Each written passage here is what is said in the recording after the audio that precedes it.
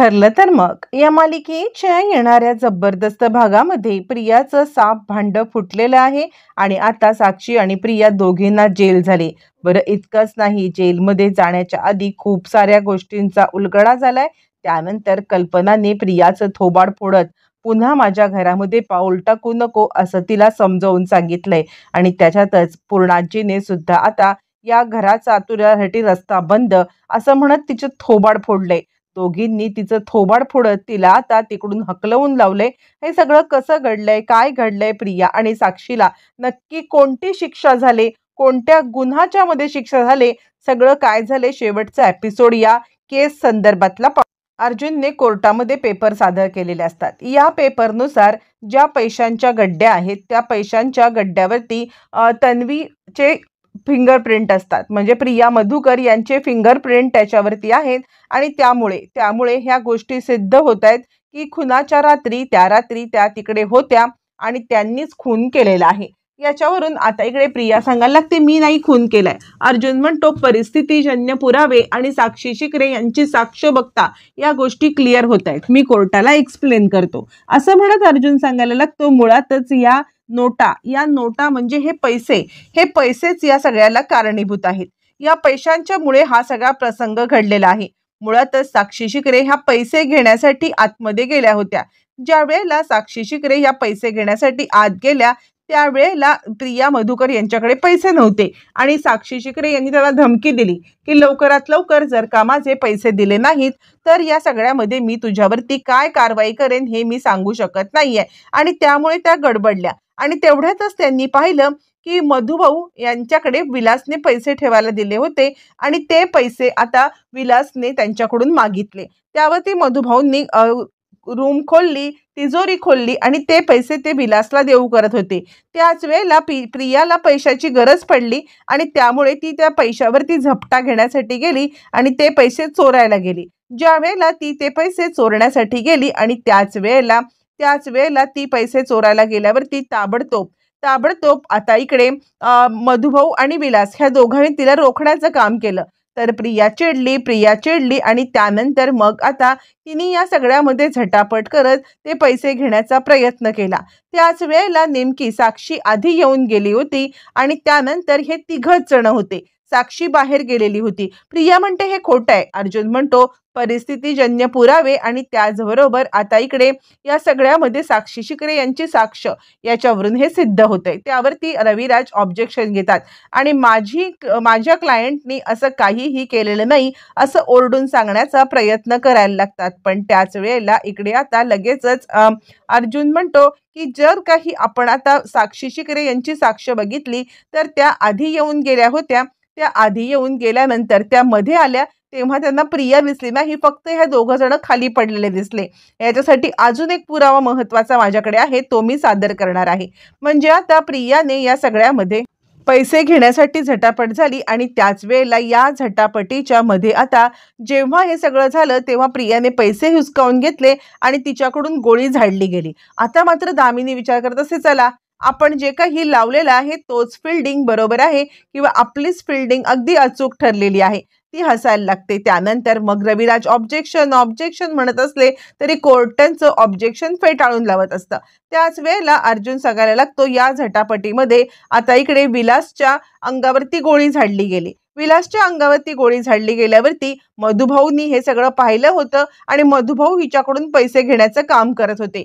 ज्या वेळेला मधुभाऊ पैसे घेण्याचं काम करत होते आणि त्याच वेळेला मधुभाऊंनी या सगळ्यामध्ये आता ज्या वेळेला ते पैसे तिच्याकडून हिसकावले तेव्हा हिने मधुभाऊंना पण मारलं। प्रिया म्हणते हे खोटं आहे। अर्जुन म्हणतो आता हा एनवलप, या एनवलपमध्ये ज्या वासने मधुभाऊंच्या डोक्यावरती वार करण्यात आला तो वासवरचे फिंगरप्रिंट हे प्रिया मधुकर यांचे आहेत ना की साक्षी शिकरे यांचे। म्हणजे विलासला मारल्यावरती मग ते फिंगरप्रिंट जे आहेत ते प्रिया मधुकर यांचे आहेत। प्रिया मधुकर यांचे फिंगरप्रिंट म्हणजे त्यांनी मधुभाऊंना मारण्याचा प्रयत्न केला हे परिस्थितीजन्य पुराव्यावरून सिद्ध होतंय। मग या सगळ्यामध्ये जर का परिस्थितीजन्य पुरावे हे सांगतायत की प्रिया मधुकर यांनीच दोघांचा खून केलाय आणि मग ते सगळं घडल्यावरती हे दोघं निश्चित पडून होते आणि त्या आता काय करू म्हणून आता साक्षी पुरावे मिटवण्याचा ज्या वेळेला प्रयत्न चालू होता त्याच वेळेला तिकडे आता त्या बिझी असताना साक्षी शिकरे मध्ये आल्या. साक्षी शिकरे आल्या आणि त्यावेळेला साक्षी शिकरेंना मध्ये हे पडलेले दिसले. मग त्या घाबरल्या, त्या तिकडून पळाल्या. पण त्यांना माहित नाही खून कुणी केलेलं आहे. त्या आपल्या बचावासाठी मी तिकडे गेलेच नव्हते म्हणत होत्या आणि त्याचाच फायदा आता प्रिया मधुकर यांनी घेतला आणि त्या साक्षीला ब्लॅकमेल करत राहिल्या. नंतर सुद्धा साक्षीकडून पैसे मागत राहिल्या.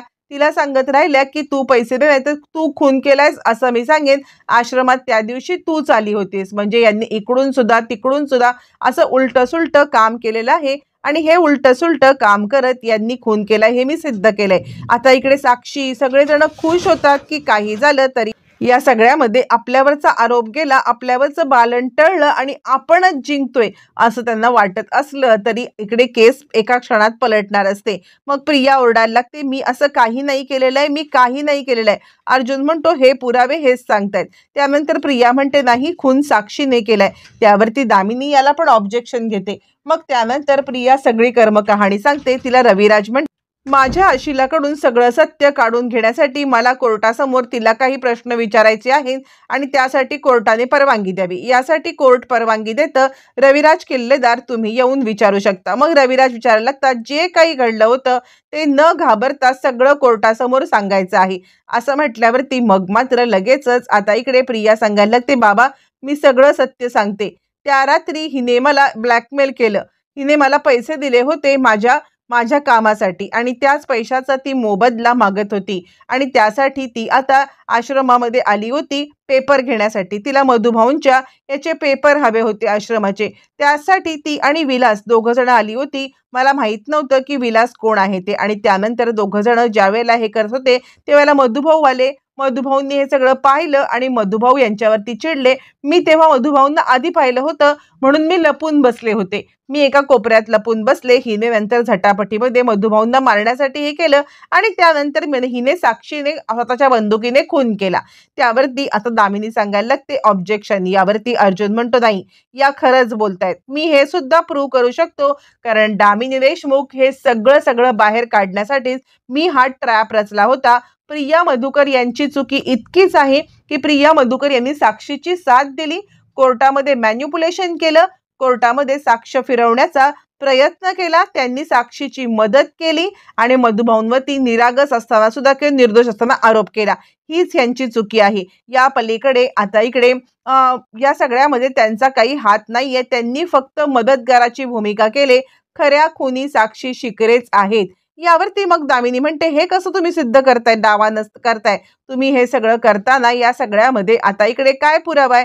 अर्जुन म्हणतो आहे ते सुद्धा पुरावे माझ्याकडे आहेत आणि ते सुद्धा पुरावे मी समोर आणणार आहे, त्याशिवाय मी बोलतच नाहीये असं म्हणत सगळे साक्षी पुरावे सादर करताच कोर्टाने निकाल दिलेला आहे.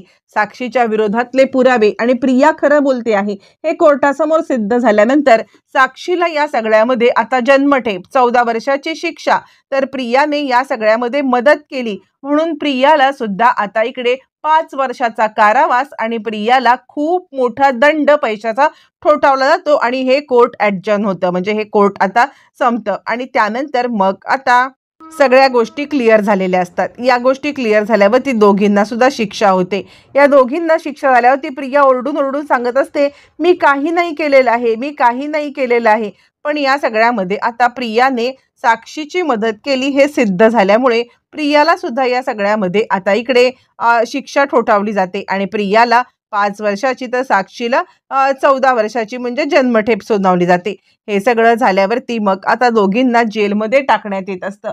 ज्या वेळेला दोघींना जेलमध्ये टाकण्यासाठी इकडे आता लेडी कॉन्स्टेबल दोघींना घेऊन जात असतात त्याच वेळेला सुभेदार फॅमिली बाहेर उभी असते. लगेचच प्रिया आता सुभेदारांना कन्व्हिन्स करण्याचा प्रयत्न करते. तोपर्यंत तिकडे अश्विन आलेला असतो. अश्विनले लाईव्ह हे सगळं पाहिलेलं असतं आणि त्यानंतर अश्विनने सगळं पाहिल्यामुळे मग आता इकडे कल्पना अश्विनला सांगते की ही खूप खोटारडी मुलगी आहे. आतापर्यंत प्रत्येक वेळेला हिने आपल्यासोबत फ्रॉडच करत आलेली आहे, आपल्याला फसवत आली. आपण प्रत्येक वेळेला हिच्या या बळी पडत गेलो आणि अश्विन आता तरी डोळे उघड. काहीही झालं तरी सुद्धा हिच्या बोलण्याला बळी पडू नकोस किंवा हिच्या बोलण्याला तू फशी पडू नकोस. ही बाई खूप धूर्त आहे. त्यानंतर ती सांगते नाही कल्पनाई, असं काय करतेस? तुम्ही तरी माझ्यावरती विश्वास ठेवा. मी तुम्हाला सांगण्याचा प्रयत्न करते की मी खरंच काही केलेलं नाहीये. यावरती आधी पूर्णाची फाटकन थोबाड फोडते आणि तुझ्यासारखी नतद्रष्ट मुलगी माझ्या प्रतिमाची मुलगी असूच शकत नाहीये. अगं काहीही झालं तरी सुद्धा या सगळ्यामध्ये तू आम्हाला फसवत गेलीस. यावरती प्रिया सांगते, नाही मी तुझ्या प्रतिमाचीच मुलगी आहे. तू सांग बरं, तुझ्या म्हणजे माझ्यावरती हा प्रसंग असा ओढवल्यामुळे मी परिस्थितीने गांजले आणि त्या परिस्थितीमुळे मी हे सगळं केलं. पूर्णाजी म्हणते, बिलकुल नाही, मुळातच तुझ्या अंगात खोटं आहे. हे आमच्या समोर येत होतं. प्रत्येक वेळेला आम्हाला कळत होतं की तू खोटं बोलतेस, खोट्यावरती खोटं बोलून आम्हाला अडकवण्याचा प्रयत्न करतेस. पण आम्ही तुझ्यावरती प्रतिमा आणि रविराज यांचे संस्कार आहेत असं मानून चाललो होतो. एकदा चूक होईल, दोनदा चूक होईल, तुझ्याकडून कित्येक वेळा चुका झाल्यात आणि या चुकांना आता माफी नाही असं म्हणत मग मात्र आता इकडे चिडलेली पूर्णाजी फाटकन तिचं दुसऱ्यांदा थोबाड फोडते आणि त्यानंतर ती सांगायला लागते, चालती हो, यापुढे कोर्टातून सुटलीस जेलमधून तरी आमच्या घरात तुझं स्थान नाहीये. माझ्या मुलासोबत डिवोर्सचे पेपर मी तुझ्यासोबत पाठवून देईन. असं म्हटल्यावर ती पूर्णाजीला प्रिया कन्व्हिन्स करायला लागते, नाही पूर्णाजी ऐक ना, खरंच मी सांगते, कल्पनाई तू तरी बोल ना, म्हणजे मी जे काही बोलते आहे त्याच्यामध्ये तथ्य आहे. मला या सगळ्यात अर्जुनने अडकवलंय, माझ्याकडून नको नको ते वदवून घेतलं आणि त्यामुळे हे सगळं घडलंय. यावरती पूर्णाजी सांगते, खबरदार अर्जुन आणि सायलीला काही बोललीस तर. मुळातच अर्जुन आणि सायली पहिल्यापासून खरं सांगत होते. आम्ही त्यांच्यावरती विश्वास नाही ठेवला आणि तुझ्या बोलण्यावरती विश्वास ठेवला. 2-2.5 वर्ष त्या मधुभाऊंना जेलमध्ये सडवलंस. 2-2.5 वर्ष घरामध्ये व्याप करत बसलीस, घरामध्ये तमाशे करत बसलीस, घरामध्ये सगळ्यांना वेठीला धरलंस आणि सगळ्यात महत्वाचं म्हणजे रविराज आणि प्रतिमा यांना फसवलंस, आपल्या आई वडिलांना फसवलंस. आता तर मला शंका वाटायला लागले की तू रविराज आणि प्रतिमा यांची मुलगी आहेस की नाहीयेस. खरंच आता या गोष्टीची शहानिशा करायला पाहिजे. यावरती ती सांगते, नाही कल्पनाई तू तरी बोल ना, ही सायली किती खोटारडी आहे. ह्या सायलीने अर्जुनचे कान भरवलेत आणि माझ्या विरुद्ध केस लढवले. मी इथून निघून गेले की तुम्हाला गोड गोड बोलून भुलवेल ना, म्हणून तिने हे केलंय. कल्पना चिडते आणि कल्पना पण तिचं थोबाड पडते. बास कर तन्वी, खोट्यावरती खोटं, खोट्यावरती खोटं. तू या घरामध्ये आलीस आणि या घरामधली शांतता भंग झाली. प्रत्येक वेळेला या घरामध्ये तू भांडणं करत होतीस. आमच्या लक्षात नाही आलं, आम्ही सायलीला दोष दिला. सायलीने फक्त एकदाच खोटं बोललं ग, ते पण कॉन्ट्रॅक्ट मॅरेजचं, ते पण तिच्या वडिलांसाठी. जे वडील निर्दोष आहेत त्यांना सोडवण्यासाठी अख्खी दुनिया तिला पाठ फिरवत होती. त्यावेळेला अर्जुनने तिची साथ दिली म्हणून खोटं बोलली. पण तू तू तर आमच्या बाबतीत जे काही केलंस ना, त्यानंतर तुला माफी तर मिळणार नाहीच आहे. पण या सगळ्यामध्ये तू जेलमधून सुटू नये यासाठी मी स्वतः प्रयत्न करेन. 5 वर्षाची तुझी शिक्षा वाढली पाहिजे यासाठी मी स्वतः प्रयत्न करेन असं म्हणत चिडलेली कल्पना फाड फाड तिचं थोबाड फोडत असते. आणि त्यानंतर मग आता अश्विन येतो. अश्विनला ती कन्व्हिन्स करायला लागते, अश्विन ऐक ना, खरं तर मी या सगळ्यामध्ये तुला सगळं सांगणार होते. मला अडकवलं जाते, बाकी कुणी माझी साथ नाही दिली तरी अश्विन तू तरी माझी साथ दे. यावरती अश्विन सांगतो, बास कर तन्वी, आतापर्यंत जे काही कारस्थानं तू केलीस ना त्यामध्ये मला पण इन्व्हॉल्व केलंस. किती घाणेरडं बोललीस, मधुभाऊंवरती किती आरोप केलेस आणि हे सगळं सगळं आता बास झालेलं आहे. हे सगळं समजलेलं आहे आणि निघतो इथून. यानंतर पूर्णाजी म्हणते, यापुढे आम्हाला तोंड दाखवू नकोस ना, आमच्यामधलं कोणी तुला जेलमध्ये भेटायला येणार. मुळातच रविराज सुद्धा तुझ्याकडे पाठ फिरवून ऑलरेडी गेलेत. कोर्टाचा निकाल लागल्यावरती त्याने तुला बघायला पण बसलेले नाहीयेत, थांबलेले नाहीयेत आणि तुझ्याशी बोलायला पण थांबलेले नाहीयेत. रविराज गेलेत आणि आता मी सगळ्यामध्ये आता रविराजांना विनंती करणार आहे की पुन्हा एकदा तुम्ही DNA टेस्ट करून हे कन्फर्म करा की ही तुमची मुलगी आहे का, कारण असली औलाद असणं आपल्या घराण्यात शक्यच नाहीये. मला तर आता शंका यायला लागले. जा हिला घेऊन जा असं म्हणत त्या आता पोलिसांकडे तिला स्वाधीन करतात. इकडे साक्षी रडत असते, तन्वी हे तुझ्यामुळे घडलं. दोघी भांडायला लागतात. प्रियाला आता चांगलंच समजलेलं असतं की हे सगळं आता दोघींच्या भांडणात तिसऱ्याने लाभ घेतलाय. दोघी एकमेकींच्या सोबत भांडत बसलो म्हणून ही सिच्युएशन आलेली आहे. हे सगळं घडल्यावरती आता इकडे दोघींची रवानगी जेलमध्ये. अश्विनला वाईट वाटत असलं तरी अश्विनचे डोळे उघडलेले आहेत आणि पूर्णाजी आणि कल्पना यांनी तर प्रियासोबतचे संबंध तोडलेत. आता मालिका एका छान वळणावरती आले. साक्षीला जन्मठेप तर प्रियाला 5 वर्षाची शिक्षा. आणि आता पूर्णाजीने हाती घेतलेला आहे की प्रिया तन्वी आहे की नाही हे शोधायचं. हे सत्य कसं समोर येणार, मालिकेमध्ये पुढे काय घडामोडी घडणार आणि मालिका निर्णायक वळणावरती येऊन ठेपल्यामुळे पुढचे भाग पाहणं इंटरेस्टिंग राहणार आहे.